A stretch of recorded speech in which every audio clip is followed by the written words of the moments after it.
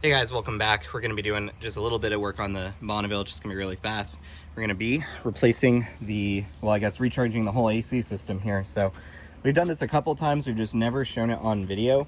We've done it on Zoe's Ford Freestyle. We just did it on Isaiah's Explorer. We're going to do it on this and then probably do it on his Tahoe. And then also the Infinity, because the Infinity needs a new AC compressor, and then we'll need a recharge. But basically the principle is pretty easy. You just pick up this kit. You can buy them off Amazon or Harbor Freight.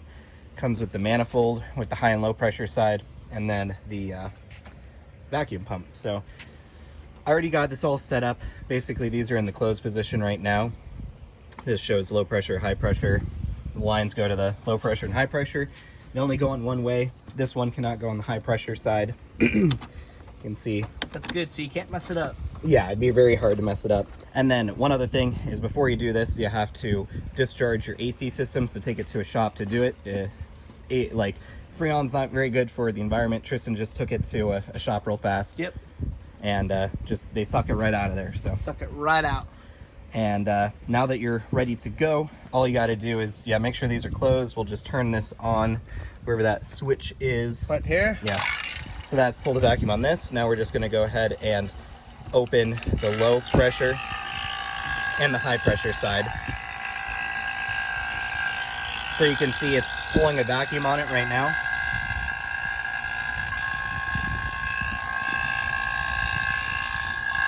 It's slowly taking it down.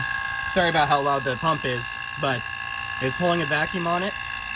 Once we hit the maximum value, we're gonna go ahead and close it and see if it holds vacuum just for a minute, and then we're gonna let the pump go for about 45 minutes. Is the maximum pressure 30 vacuum? Yeah, 30 PSI, so that's what we want it to get at? Yep. Okay. But pretty simple. Basically, we're going to let it run for 45 minutes after this. This will pull all the moisture and air out of the system, because you want it to be a completely dry system when you put the Freon in. And if I remember correctly, it might not get all the way to 30, just depending. I don't think Isaiah's got there, but just very low. Also, it comes with the oil that you need to put in there, so be careful of that. Let's close these up. I just want to see if it holds pressure. And as time goes on, it probably pull more. Okay, so both of those are closed, and I'm not seeing it leak anymore. Leak anywhere, right? Yeah. I don't see that dial moving at all. Yep. That's good, because we were concerned. We were concerned it had a leak at one time, because after a year messing with it, the AC worked, and then we checked the pressure, and the pressure was low. So how did that happen? Yeah. So we must have gotten it discharged at some other time that I forgot. Because we were messing around with a lot with the AC. Motor swapped twice. Something might have gotten unbolted. But yeah, it's holding pressure there, so we're just going to open this back up. And then we're going to let this go for about 45 minutes. So it just pulls everything out. And yeah, we will be back. It's a really easy process to do this. The whole kit is like $130. I don't know what it is now, actually. Yeah. And then the Freon's kind of expensive. It's like $30 a can, and he needs 27 ounces.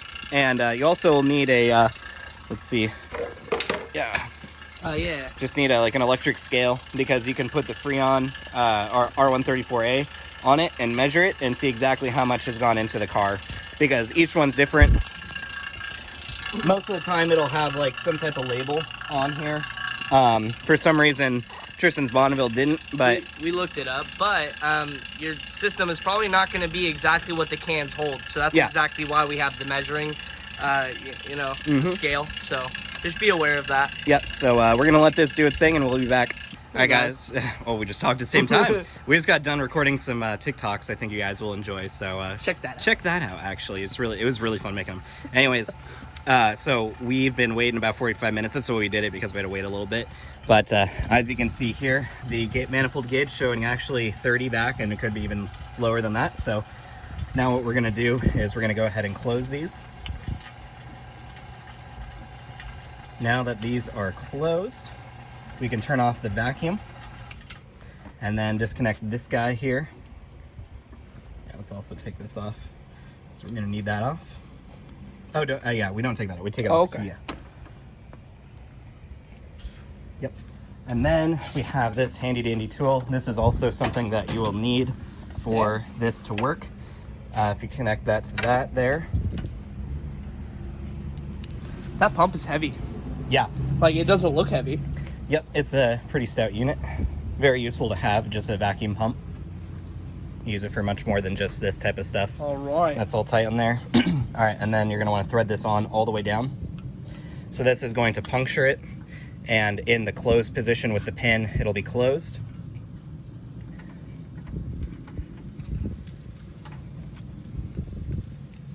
All right. And then turn that all the way down. So that'll puncture it, and it'll be in the closed position basically. Yep, keep going. So that's closed. Now you're gonna open up just a little bit. Basically get some Freon in the line, and then we just need to get a screwdriver to press that Schrader valve. Is anything gonna come out of there? Yeah, so. Yeah, I'll just hold my mouth open. Yeah, hold your mouth open. So just be careful. Cover it as much as you can. Try not to get in your eyes. Oh god. That's the only bad part. That's scary. Try not to get in your eyes. Yep, okay, that's good. All right. So now let's go turn on the car. Get these out of the way so they don't hit the belt or anything. Turn on the car, and then you open up specifically the low pressure side, not the high pressure. High pressure stays closed. Low pressure needs to open, and as the car is running, and this is now in the system as vacuum, it's going to pull it in. You might need to hold it up a little bit just to get some to come through, but you'll see that the compressor clutch will turn on, and then you'll also see liquid come up in here. So let's go ahead and turn on the car. All right. Do we turn the AC on immediately? Yeah, turn the AC on. Fan low or high, either way works. Okay.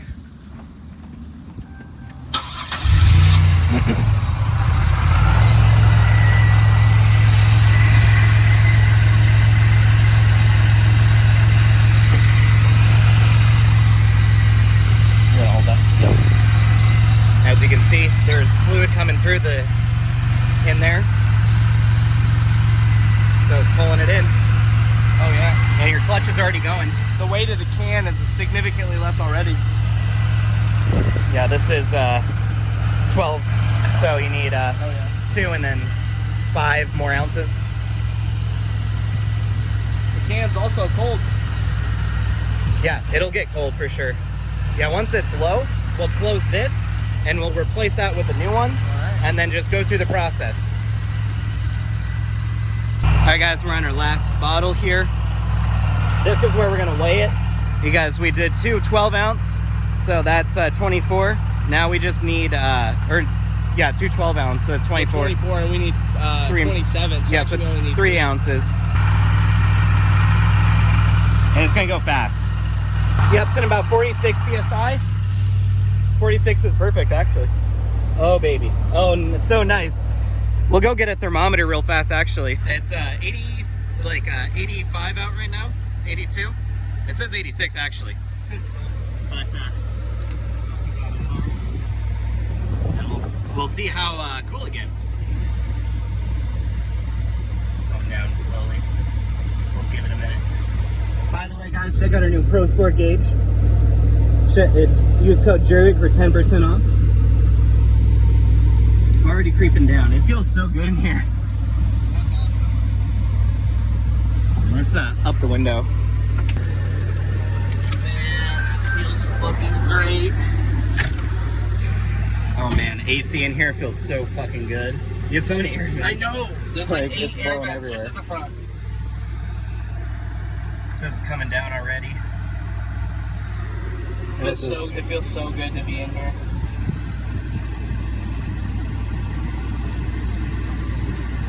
AC's on, recirculate.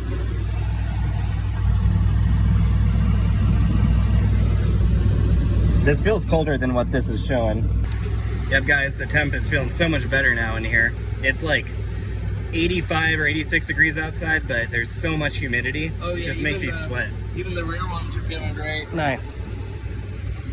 And this is something you can do in like 1 hour. Like just get the thing set up, let it vac for 45 minutes, and then just get the Freon in, And then you'll have AC again. And those big cans that you buy with the sprayer nozzles that they're not hook good. To the low pressure side, you know, we bought them before in the past, and we even tried a full one on the Bonneville. It didn't work. Yep. And then we tried it on the Tahoe. It made it a little bit cooler, but it was just basically stagnant air. Yeah, and so it didn't work. And so for just a little bit more, you could buy that kit. And then Davis has done it now on 3 different cars, and he's going to have it his whole life. So he's going to be able to recharge any car that I have. Any car. And so it's definitely worth it to buy the Harbor Freight kit. Yeah, for sure. So, yeah, don't buy those big ones. They don't really we'll show you what we're talking about. We have a couple in the garage. And so good. I know. It was such an oven in here. The Yeah. last, like, every day we worked on it in the last, like, 3 weeks. Yep. Now that we know that it's driving good with the AFR gauge and you have AC, you can drive it to work now. Hell yes. I'm excited. Yep. So guys, we're all done with the AC recharge. The temperature got down to like 66 degrees out of the vent. It's like super chill in there now. We're going through a heat wave in the PNW. Like today it's like gonna hit probably like close to 100. This last week was like over 100 degrees. So having no AC, you know, really makes you not want to drive your car. This is what we're talking about. These that you can buy off the shelf. These are probably not worth it at all because it's just like, it's a Band-Aid for a real problem that you have with your AC system. Yeah.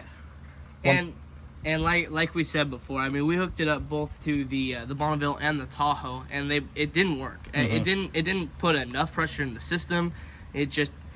This thing isn't meant for that. One thing that I did find though is you can actually unscrew the top. Go ahead and try that. Oh.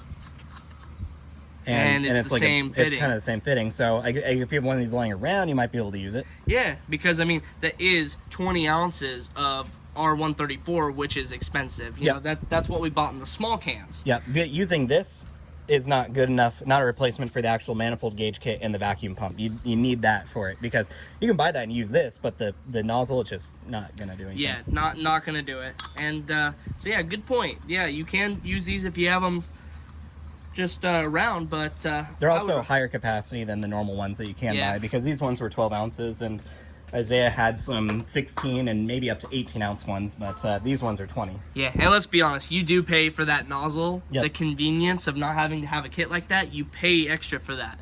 Not worth it. Yeah, for sure. But yeah, so I'm glad you guys stuck around, or whoever did. Check out our Patreon. Leave a super thanks. Check out our TikTok. We just filmed our first couple videos, and I think you guys are gonna like them. Yeah. If you don't, then you're really not gonna like them. It's an engine build series. Build. Yep. Anyways, yeah, thanks for watching. Check out our other videos. Like, subscribe, and comment down below. Later.